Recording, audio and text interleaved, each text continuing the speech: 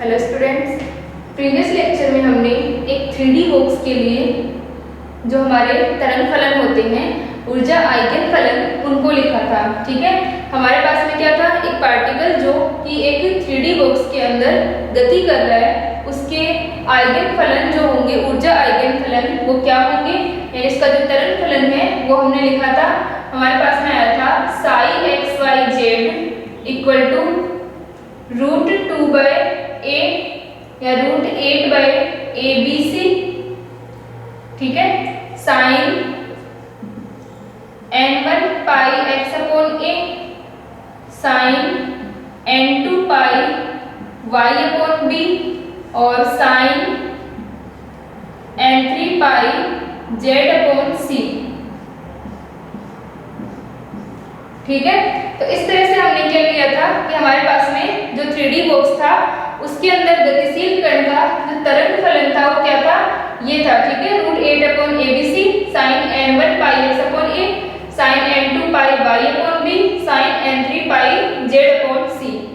इस लेक्चर में हम बात करेंगे कि ये जो हमारे पास में कण है इसके ऊर्जा आइगन मान क्या होंगे। ठीक है, जैसे अपने पास में 1D बॉक्स के लिए क्या आया था कि जो ऊर्जा आइगन मान थे वो विभक्त थे। ठीक है, और अलग अलग हमें ऊर्जा के मान मिल रहे थे। तो यहाँ पर भी हम निकालेंगे कि 3D बॉक्स के लिए अपने पास में ऊर्जा आइगन मान क्या होंगे। ठीक है, तो यहाँ से अपने पास में हो जाएगा कि √8/abc, ये हमारा जो तरंग फलन है, इसके अंदर n1 इक्वल टू क्या था, kxa/पाई। ठीक है, यहाँ से अपने पास में kxa इक्वल टू n1 पाई था, तो n1 का मान आ गया था kxa/पाई। इसी प्रकार n2 का मान क्या था, kya/b/पाई। ठीक है, और हमारा जो n3 था उसका मान क्या था, kzc/पाई। ये अपने पास में मान थे, और हमने जो हमारा kx² plus ky² plus kz² equal to क्या था, k² होता है, और वो क्या था √2mE/h²। ठीक है, तो यहाँ से हम मान रखें kx² plus ky² plus kz² equal to k² √2mE/h²। तो जैसे हमने 1D बॉक्स के अंदर मान निकाला था कि E का मान क्या आया था, n² पाई² h²/2ma²। ठीक है, तो यहाँ से मान क्या आ जाएंगे, इन तीनों को हम ऐड करें। ठीक है, kx² ky² और kz², इन तीनों के मान हम लिखें, तो यहाँ पर अपने पास में क्या आ जाएंगे, ऊर्जा आइगन मान। ठीक है, तो यहाँ पर अपने पास में kx ky kz के मान रखें, तो हमारे क्या हो गया, n1² पाई²/a²।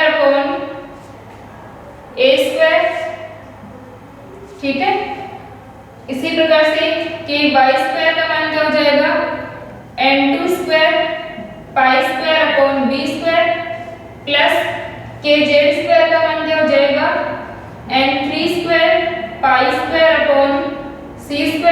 ठीक है, तो kx² plus ky² plus kz², ये अपने पास में आ गया, और इक्वल टू, जब हम स्क्वायर लेंगे तो यहाँ से रूट हट जाएगा। k इक्वल टू था अपने पास में, k इक्वल टू था √2mE/h²। ठीक है, ये हमने प्रीवियस लेक्चर में पढ़े थे सारे कि ये अपने पास में यहाँ तक की वैल्यूज हमने लिखी थी। ठीक है, तो यहाँ पर हम E के मान निकाल रहे हैं, एनर्जी आइगन वैल्यूज निकाल रहे हैं। तो इसके लिए हमने क्या किया, इन तीनों का स्क्वायर करके हमने ऐड कर दिया, और ये क्या आ गया, 2mE/h²। ठीक है, तो यहाँ से E का मान क्या हो जाएगा, E इक्वल टू हो गया पाई²h²। ठीक है, और अपॉन 2m, और ये क्या हो जाएगा, n1² अपॉन a²।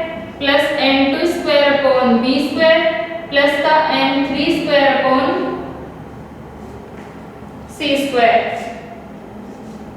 तो ये अपने पास में मान आ गया, E का मान आ गया पाई square h cut square upon 2m n1 square upon a square और n2 square upon b square n3 square upon c square.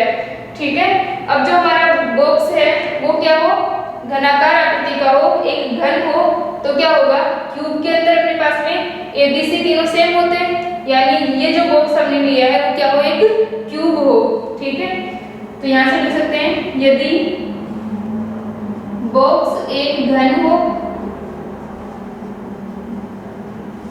तो क्या हो जाएंगे, ABC तीनों इक्वल हो गए, तो A equal to B equal to C, तो एनर्जी आएगी वैल्यू जो अपने पास में क्या आ जाएंगी,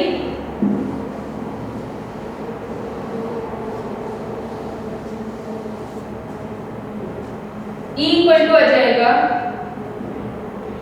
पाई square h cut square upon 2na square, यह आ गया n1 square plus n2 square plus n3 square. ठीक है, तो यहाँ से पाई square h cut square upon 2na square n1 square plus n2 square plus n3 square, ये अपने पास में E के मान आ गए और A को हमने कॉमन ले लिया। अब जो हमारी ये एनर्जी थी वो क्या थी, E1 थी जब हमने 1D बॉक्स को सोल्व किया था, तो हम इसे क्या लिख सकते हैं, E इक्वल टू, इसे हम E1 लिखें और ये अपने पास में n1 square n2 square plus n3 square. ठीक है, तो ये अपने पास में एनर्जी का मान आ जाएगा, एक बार यहाँ तक लिख लें इसे। ठीक है, फिर हम निकालेंगे कि E1 के हिसाब से ये सारी वैल्यूज क्या होंगी, किस प्रकार होंगी। ठीक है, और फिर हम इनका ग्राफ देखते हैं और किस प्रकार अपने पास में एनर्जी आएगी, वैल्यूज आती हैं। यहाँ तक करें एक बार।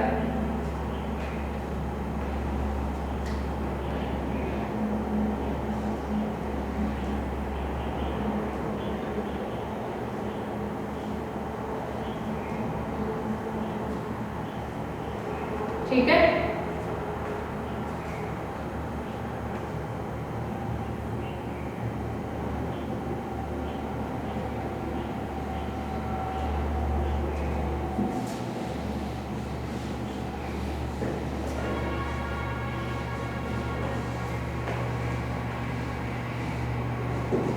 तो E equal to E1 n1 square plus n2 square plus का n3 स्क्वायर, तो ये अपने पास में आ जाएगा जहां E1 equal to pi square h cut square upon 2na square. ठीक है, तो E1 equal to pi square h cut square upon 2na square आ गया, जो कि अपने पास में क्या थी, 1D बॉक्स के अंदर जब हमने E1 का मान निकाला था तो वो ये था। अब हम क्या निकालेंगे कि ऊर्जा स्तरों की अपपृष्ठता, क्योंकि n1 n2 n3 पर क्या कर रहा है, डिपेंड कर रहा है, हमारी जो एनर्जी है वो किस पर डिपेंड कर रही है, n1 n2 और n3 इनके कॉम्बिनेशन पर डिपेंड करेगी कि n1 n2 n3 के मान क्या होंगे। ठीक है, तो हम अलग अलग मान रख सकते हैं, जैसे मान लो हमने तीनों के मान 1 1 रखे, तो एनर्जी कितनी आ जाएगी, 1 का square plus 1 square plus 1 square. ठीक है, तो एनर्जी कितनी हो गई, 1 प्लस 1 प्लस 1, ये हो गई 3E1। ठीक है, अब हम क्या रखें, 1 1 2। ठीक है, और हमने क्या किया, अब इस 1 1 2 को हम कितने प्रकार से लिख सकते हैं, हम इसे 1 2 1 भी लिख सकते हैं, 2 1 1 भी लिख सकते हैं, यानी हमारा n1 जो हो 1 हो, n2 हमारा 1 है और n3 हमारा क्या है, 2 है। ठीक है, फिर अपने पास में क्या है, n1 1 है, n2 2 है और n3 भी 1 है, और तीसरा कॉम्बिनेशन हमारा ये हो जाएगा। इसका मतलब है कि जो n1 n2 का जो समुच्चय है इस पर डिपेंड कर रहा है कि अपने पास में एनर्जी के मान क्या होंगे। तो इस प्रकार से अब एक ही एनर्जी के लिए जैसे अपने पास में क्या हो गया कि 1 1 2, इसके एनर्जी कितनी हो जाएगी, n1 का square plus n2 square plus n3 square, तो ये आ गया 1 प्लस 1 4 4 5, अपने पास में 4 5 6, यानी 6E1 अपने पास में हुआ। ठीक है, तो यहाँ से अपने पास में ठीक है। तो ये जो भी वैल्यू आई है वो क्या हो गई, वो दो तीन प्रकार से हम इसे लिख सकते हैं, ठीक है। तो इसको अगर हम अलग अलग तरीके से समुच्चय बना सकते हैं, तीनों के लिए इतनी है, सेम ही है तीनों के लिए, तो अब क्या हो गया, इस कंडीशन में अपने पास में अपभ्रष्टता हो गई, ठीक है। तो यहाँ से हम लिख सकते हैं, आगे लिखते हैं कि ऊर्जा स्तरों की अपभ्रष्टता क्या होती है, ठीक है। यहाँ तक आ गया अपने पास में कि E जो होगा वो E1 N1 square plus N2 square plus N3 square और E1 अपना क्या है पाई square H square upon 2Na square. अब हम लेते हैं ऊर्जा स्तरों की अपभ्रष्टता।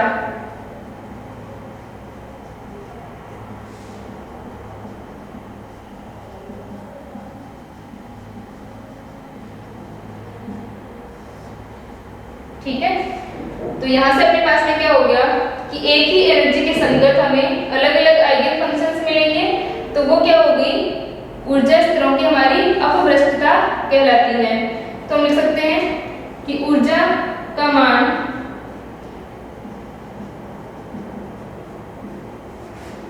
N1 N2 N3 के समुच्चय पर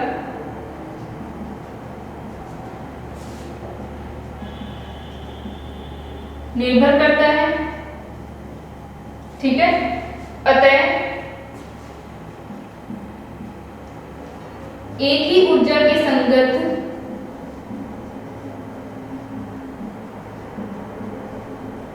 एक से अधिक आइगन फलन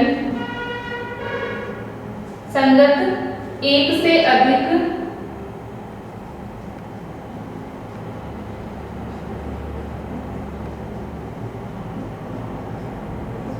आइगन फलन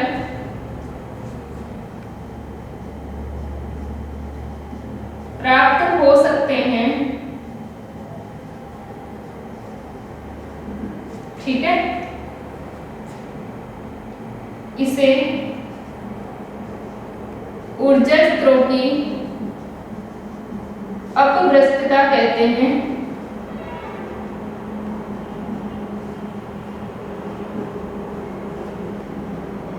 ठीक है। और जितने हमें समुच्चय मिलेंगे उसे हम क्या कहेंगे, अपभ्रष्टता की कोटि, ठीक है। तथा एक ऊर्जा के संगत जितने समुच्चय प्राप्त होते हैं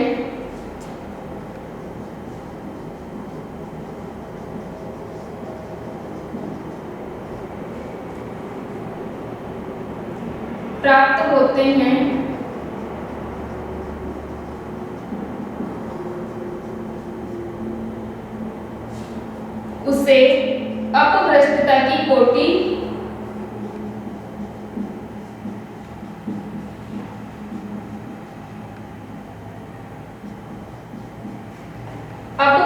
की कोटि कहते हैं,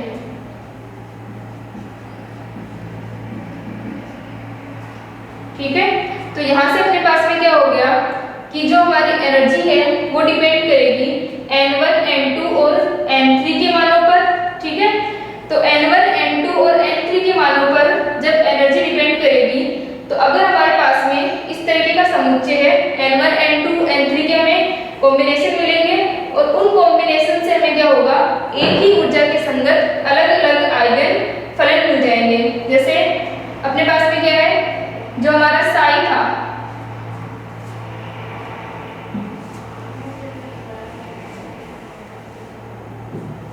ठीक है।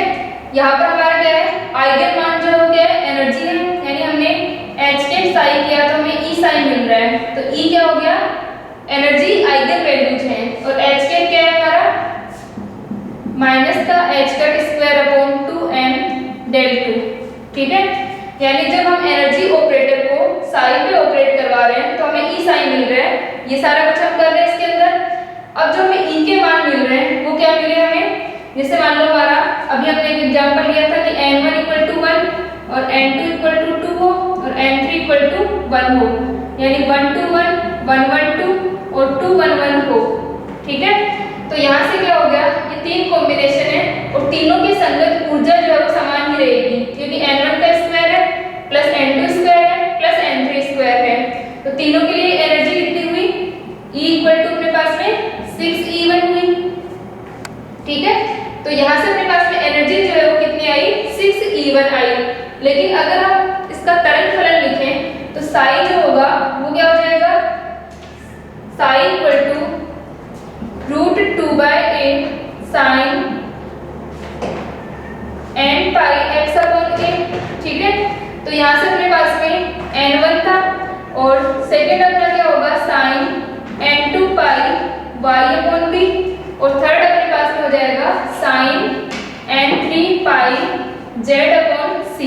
ठीक है, तो यहाँ से अपने पास में n1, n2 और n3 तीनों वैल्यूज है। तो अगर हम इनके कॉम्बिनेशंस लिखें 1 to 1, 1 1 2 और 2 1 1, तो क्या होगा कि हमारा जो वेव फंक्शन है वो चेंज हो जाएगा। फर्स्ट हमारा वेव फंक्शन यहाँ पर ये अपना क्या हो जाएगा, √8 अपॉन ABC और जो हमारा फर्स्ट जो वेव फंक्शन होगा वो कितना हो जाएगा, n1 equal to 1, n2 equal to 2 और n3 इक्वल टू 1। ठीक है, और सेकंड जो हमारा वेव फंक्शन होगा वो कितना हो जाएगा, 1 1 और 2। ठीक है, और थर्ड हमारा वेव फंक्शन क्या हो जाएगा, 2 1 1। ठीक है, तो यहाँ से देख सकते हैं कि हमारा जो वेव फंक्शन है ये लिख लिया आप लोगों ने। ठीक है, तो यहाँ से अपने पास में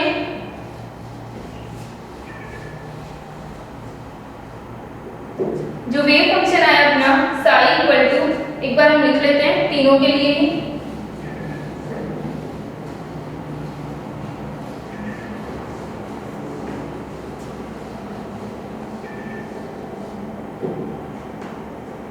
जैसे हम फर्स्ट कॉम्बिनेशन के लिए लिखे, हमारे कॉम्बिनेशन है 1 1 2, 1 2 1 और 2 1 1। ठीक है, इस कॉम्बिनेशन के लिए हम क्या लिख रहे हैं, वेव फंक्शन लिख रहे हैं। तो हमारा जो साई होगा वो क्या हो जाएगा, psi equal to √8 upon ABC। ठीक है, sine pi x upon a sine pi y upon b और sine pi z upon c। ठीक है, ये हमारा वेव फंक्शन हुआ, इसका मान 2 है। ठीक है, तो ये हमारा वेव फंक्शन हो गया, z के अंदर 2/z बन रहा है। अब अगर हम क्या रखें, नेक्स्ट कॉम्बिनेशन अगर हम 1 2 1 रखें तो हमारा क्या बनेगा, साइन 2 पाई y अपॉन b बनेगा। ठीक है, और इससे नेक्स्ट हम देखें तो हमारा क्या बनेगा, sine 3 pi x upon a बनेगा। ठीक है, तो ये हमारे तीनों वेव फंक्शन जो होंगे तीनों अलग अलग हैं। ठीक है, यहाँ पर x के अंदर वैल्यू आ रही है 2 आ जाएगा, यहाँ पर y के अंदर आ रही है, यहाँ पर z के अंदर आ रही है, n का जो मान है 2। तो यहाँ से अपने पास में वेव फंक्शन अलग अलग है, लेकिन इन तीनों ही वेव फंक्शंस के लिए, इन तीनों ही फलनों के लिए जो एनर्जी है वो कितनी है, 6 है, 6E1 है। ठीक है, इसका मतलब क्या हो गया कि एक एनर्जी के कोरेस्पोंडेंस हमें 3 आइगन फंक्शंस मिल रहे हैं। ठीक है, इसी को हम क्या कहते हैं, डिजनरेसी या अपभ्रष्टता कहते हैं। ठीक है, तो हमने जब डिजनरेसी पढ़ी थी, अपभ्रष्टता पढ़ी थी, वहां पर हमने देखा था कि हमारे पास में क्या होगा कि अगर जो हमारा वेव फंक्शन है वो सेम रहे और जो आइगन वैल्यू है वो अलग अलग हो, और आइगन वैल्यू अगर सेम रहे तो उसे हम क्या कहेंगे, डिजनरेसी अपभ्रष्टता कहेंगे। तो यहाँ पर हमें क्या मिल रही है, ऊर्जा स्तरों में अपभ्रष्टता देखने को मिलेगी। ठीक है, तो यहाँ से अब हम अलग अलग कॉम्बिनेशंस बनाएंगे और एनर्जी देखेंगे और हम लिखेंगे कि कितने कॉम्बिनेशंस बन सकते हैं, उतनी ही अपभ्रष्टता की कोटि हो जाएगी। ठीक है, तो इसे एक बार थोड़ा सा इसे लिखें और इसके अंदर लिखें तब ध्यान रखना कि तीनों वेव फंक्शंस को इसी फॉर्म में लिख लें। ठीक है, यहाँ पर ये सेम ही रहेगा, ये भी सेम रहेगा और sine pi x upon a आ जाएगा, ये वाला भी आ जाएगा और इसके अंदर यानी ये मान रख दें n1 n2 और n3। ठीक है, ये अपने मान है, ये n1 n2 और n3 का मान है और ये भी n1 n2 और n3 का मान है। ठीक है, तो इस तरीके से अपने पास में क्या आ जाएंगी, वैल्यूज आ जाएंगी। लिख लें, ठीक है।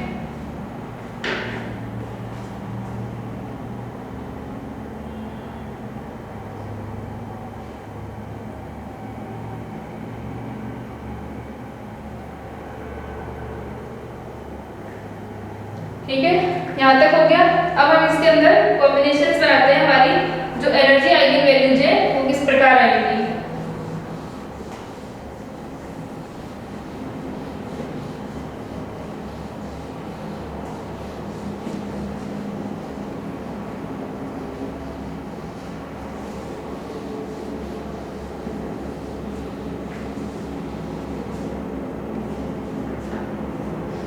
ठीक है, तो इसे हम लिखते हैं ऊर्जा स्तर की ऊर्जा,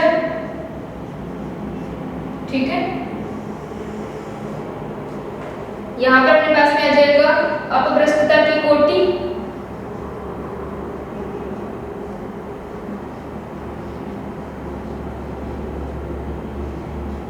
जी, ठीक है। ये अपने पास में ऊर्जा स्तर की ऊर्जा को लिखते जाएंगे हम यहाँ पर हम अपभ्रष्टता की कोटि जी को लिख लेंगे।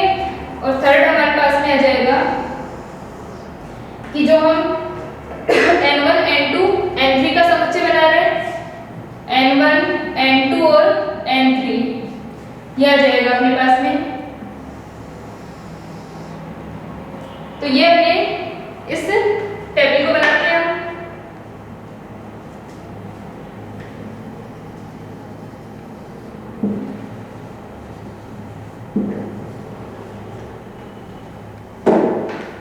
ठीक है, तो ऊर्जा स्तर की ऊर्जा, यहां से अपने पास में हम फर्स्ट कॉम्बिनेशन लेते हैं N1, N2, N3, 1, 1 और 1। हम यहाँ पर एक साइड हमारा जो फॉर्मूला होता है वो लिख लेते हैं, E = E1 N1 square plus N2 square plus N3 square. ठीक है, ये अपना फॉर्मूला था, जहां पर अपना E1 क्या है, E1 = n square pi square h square upon 2na square है। ठीक है, ये अपने क्या है, E1 का मान है, E1 = पाई square h square upon 2na square. ठीक है, इसके अंदर हम वैल्यूज पुट करेंगे n1, n2 और n3 की, और यहाँ से अपने पास में क्या आ जाएगा, इनके मान आते जाएंगे। तो यहाँ से हम देखें कि 1 1 1, तो क्या बनी E = 6E1।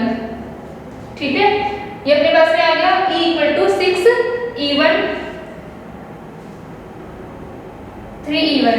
ठीक है, फर्स्ट हमारा आएगा E = 3E1 आ जाएगा, क्योंकि 1 का square plus 1 square plus 1 square, तो 1 + 1 + 1 3 हो गया। अब अपने पास में क्या है, अपभ्रष्टता की कोटि, डिजनरेसी कब आएगी, जब एक से ज्यादा कॉम्बिनेशन समुच्चय बनेंगे। ठीक है, तो 1 1 के अंदर तो हम कोई कॉम्बिनेशन बना नहीं सकते, चाहे हम 1 को किधर रखें वो यही रहेगा, तो ये हमारा अपभ्रष्टता नहीं है इसके अंदर। ठीक है, तो इस लेवल के अंदर अपने पास में अपभ्रष्टता नहीं होगी, यानी अपभ्रष्टता की कोटि क्या होगी, 1 हो गई, यानी 1 ही है ये लेवल। ठीक है, फिर हम रखते हैं नेक्स्ट हमारा कॉम्बिनेशन क्या होना चाहिए। तो नेक्स्ट कॉम्बिनेशन अपने पास में क्या है, एक वैल्यू तो 1 और दूसरी अपनी क्या हो जाएगी, 2 हो जाएगी। अब अपने को जो नेक्स्ट कॉम्बिनेशन बनाना है वो इस प्रकार बनाना है कि जो एनर्जी है वो इससे जस्ट इसी से ज्यादा हो, यानी उसके बीच में कोई और कॉम्बिनेशन ना बन पाए। जैसे मान लो हम नेक्स्ट कॉम्बिनेशन 1 2 2 का भी बना सकते हैं।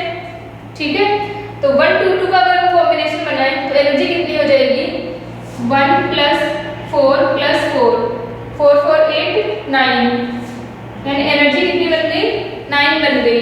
तो हम ये कॉम्बिनेशन बना सकते हैं, लेकिन इससे कम एनर्जी क्या हो जाएगी, अगर हमारा कॉम्बिनेशन क्या हो, 1 1 2 का हो।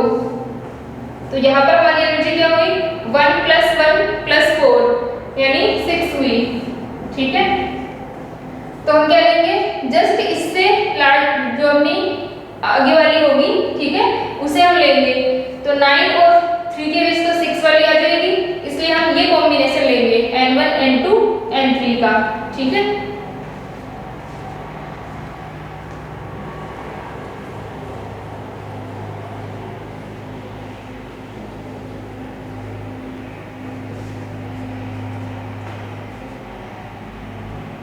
तो यहाँ से हम फर्स्ट हमने 1 1 का ले लिया। अब नेक्स्ट हम ले रहे हैं 1 2 1 और 1 1 2 और 2 1 1। ठीक है, 3 कॉम्बिनेशन बन जाएंगे अपने पास में। तो यहाँ से अपने पास आ गया 1 2 1 1 1 2 और 2 1 1। एनर्जी कितनी आ गई? 1 + 1 + 4 6। ठीक है, तो E = आ गया 6E1। और अब प्रस्तुता की कोटि कितनी आ गई? 3 आ गई। ठीक है, 3 है अपने पास में, 3 कॉम्बिनेशंस बन रहे हैं। तो अब प्रस्तुता की हमारी जो कोटि होगी वो कितनी हो गई? 3 हो गई। ठीक है, अब जो हमारा नेक्स्ट होगा, नेक्स्ट के अंदर हम फिर से कॉम्बिनेशन बनाएंगे। ठीक है,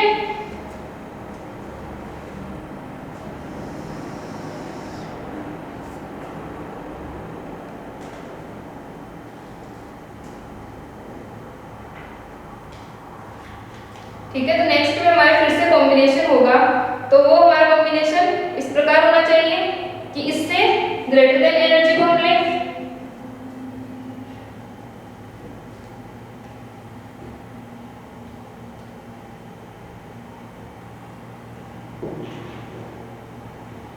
तो यहां से अपने पास में आ गया 1 2 1 1 1 2 और 2 1 1। अब हम कॉम्बिनेशन ले सकते हैं 1 2 2 का।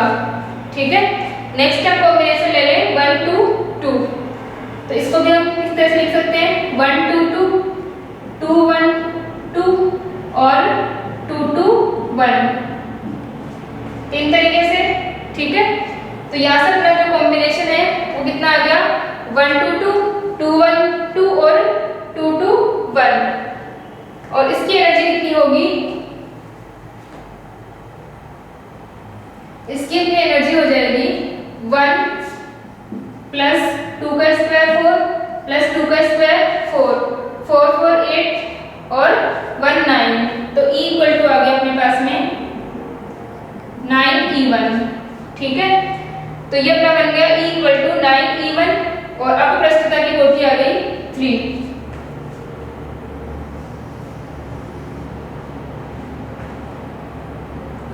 अब हमारा नेक्स्ट कॉम्बिनेशन है वो क्या हो सकता है? एक तो अपने पास में हो सकता है कि 2 2 2 हो। तो एनर्जी कितनी बनेगी? 4 + 4 + 4 8 और 12। ठीक है, एक तो हमारे पास में ये कॉम्बिनेशन हो गया। इसके कोरेस्पोंडेंस एनर्जी जो है वो कितनी आ गई? 12 आ गई। यानी हम 2 2 2 ले। एक हम कॉम्बिनेशन ले सकते हैं कि अपने पास में N1 यानी 1 1 3 का। तो 1 1 3 का अगर हम लें तो एनर्जी कितनी होगी? यानी ये कॉम्बिनेशन 1 1 3 1 3 1 और 3 1 1 सब प्रकार से हो सकता है। एक बार हम चेक कर लेते हैं कि 1 1 3 की एनर्जी कितनी होगी। तो ये होगी 1 + 1 और 3 का स्क्वायर 9। ठीक है, 9 1 10 और 11। इसका मतलब इस कॉम्बिनेशन के लिए एनर्जी जो है वो इससे कम होगी। तो पहले हमारा ये लेवल आएगा। ठीक है, तो हम इस वाले कॉम्बिनेशन को इससे पहले लेके चलेंगे। ठीक है,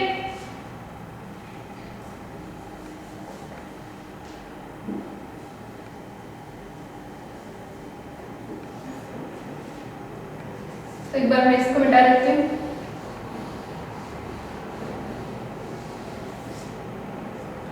तो यहाँ से अपना जो लेवल आएगा 1 2 2 के बाद में हम ले लेते हैं 1 1 3 का। 1 1 3 1 3 1 और 3 1 1। तो ये अपना क्या हो गया? 1 1 3 1 3 1 और 3 1 1। तो यहाँ से हम देख सकते हैं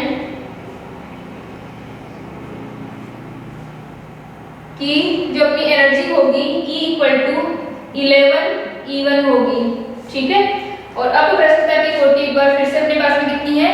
3 है। ठीक है, अब नेक्स्ट लेवल हम ले रहे हैं 2 2। ठीक है, तो अपने पास में तीनों ही अगर 2 2 और 2 है तो इसको अगर हम कॉम्बिनेशन बनाना चाहें तो यही रहेगा सिर्फ कॉम्बिनेशन।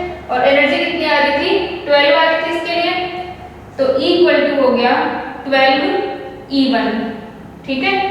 तो अपने पास में E इक्वल टू हो गया 12 E1 और अपप्रस्थता की कोटि हो गई 1।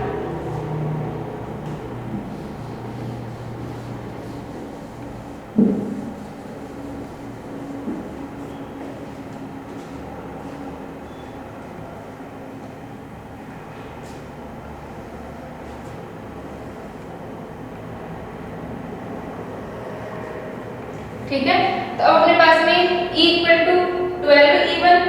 अब हम नेक्स्ट कॉम्बिनेशन बनाते हैं। अब अपनी जो एनर्जी है वो इससे ज्यादा नहीं चाहिए, तो हम कॉम्बिनेशन लेते हैं 1 2 3 का।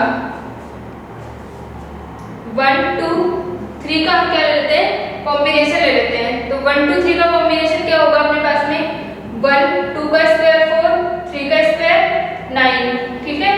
तो ये हो गया अपने पास में 9 और 1 10 14। अब हम 1 2 3 को कितने प्रकार से लिख सकते हैं वो हमको देखना है, ठीक है। तो यहाँ से अपने पास में आ जाएगा। अब ये तीनों नंबर डिफरेंट है।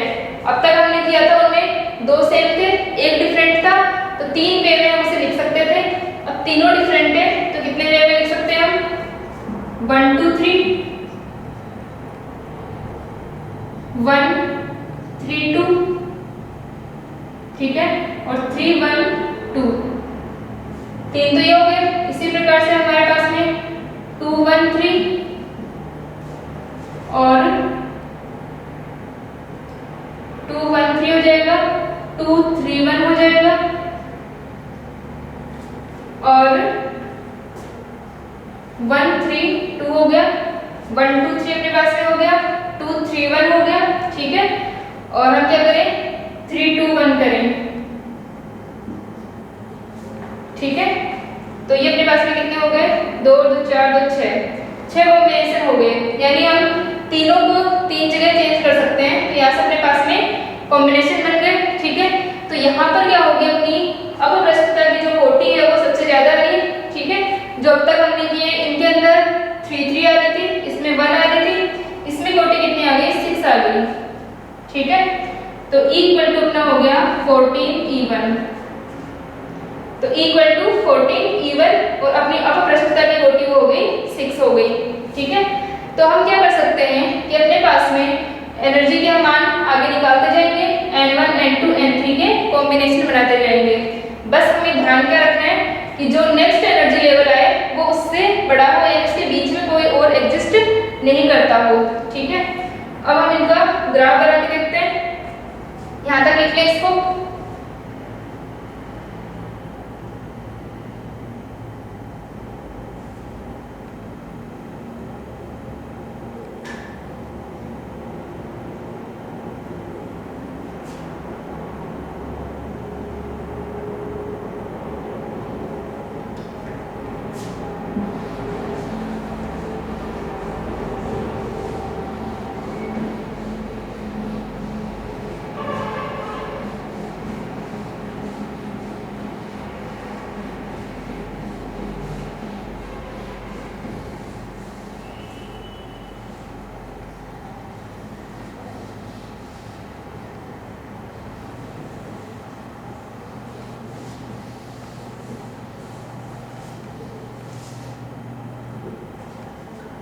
ठीक है, तो अब हम ग्राफ बनाएं।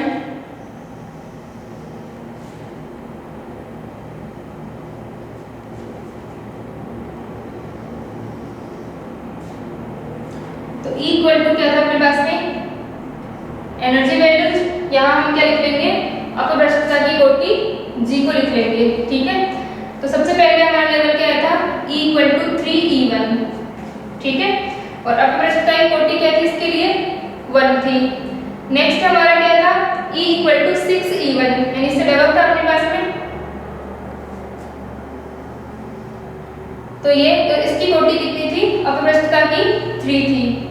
तो E equal to 6 E1। Next अपने पास में आ जाएगा E इक्वल टू 9 E1, ठीक है। तो E इक्वल टू 9 E1, तो यहाँ से अपने पास में आ गया E इक्वल टू 9 E1 और इसका कितना था, 3 थी इसकी भी अपप्रस्थता की कोटि, नेक्स्ट हमारा था इक्वल टू 11 इवन, ये थोड़ा इसके पास आ जाएगा, तो यहाँ से अपने पास में आ गया। इसकी अपभ्रष्टता की कोटि भी 11 वाले की कितनी थी अपने पास में 3 थी, ठीक है, यहाँ तक अपने पास में 3 3 चल रही थी, तो ये अपने पास में आ गया 3।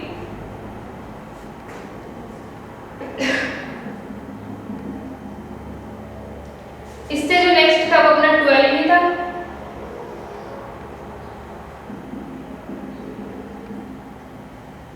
और इसकी अपभ्रष्टता की कोटि 1 थी, ठीक है, और जो अपना नेक्स्ट होगा वो अपना 14 था,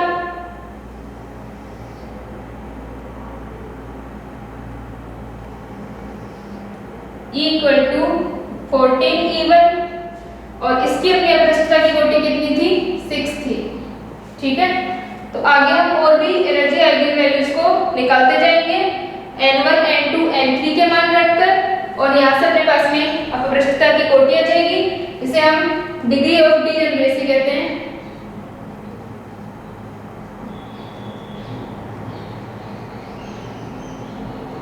ठीक है, तो डिग्री ऑफ डीजेनरेसी अपने पास में आ जाएगा, और ये हम ई के मान रखते जाएंगे 3 even 6 even 9 even 11 even 12 even 14 even, तो ये अपने पास में एनर्जी के मान आ जाएंगे। तो इस तरह से अपने पास में 3 डायमेंशनल बॉक्स के लिए उसके जो आइगन फंक्शंस होंगे और एनर्जी आइगन वैल्यूज होंगी वो ये होंगी, ठीक है।